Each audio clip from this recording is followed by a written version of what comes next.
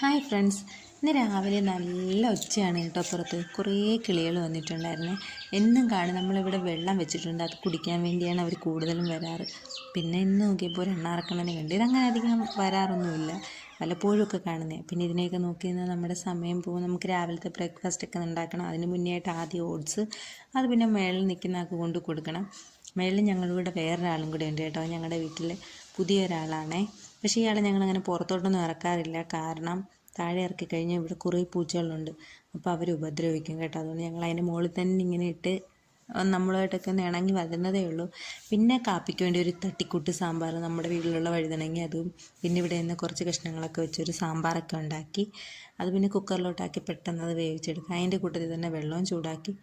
കഷ്ണമൊക്കെ വെന്തപ്പോഴത്തേക്ക് സാമ്പാറിന് വേണ്ടി കടുക് വറുക്കാനുള്ള പരിപാടിയാണ്. കടുക് വറുത്ത് നമ്മൾ എല്ലാ മസാലയും കൂടിയിട്ട് എണ്ണയ്ക്കകത്തൊന്ന് വഴറ്റി പുളിയും പിഴിഞ്ഞൊഴിച്ച് ഉപ്പ് ഒഴിച്ച് തിളപ്പിച്ചതിന് ശേഷം അങ്ങനെയാണ് ഞാൻ സാമ്പാർ ഉണ്ടാക്കുന്നത്. അങ്ങനെ അതും ശരിയാക്കി, സാമ്പാർ ശരിയാക്കി. അതിൻ്റെ കൂടെ കാപ്പിന്ന് അപ്പമാണ്, അപ്പവും സാമ്പാറും.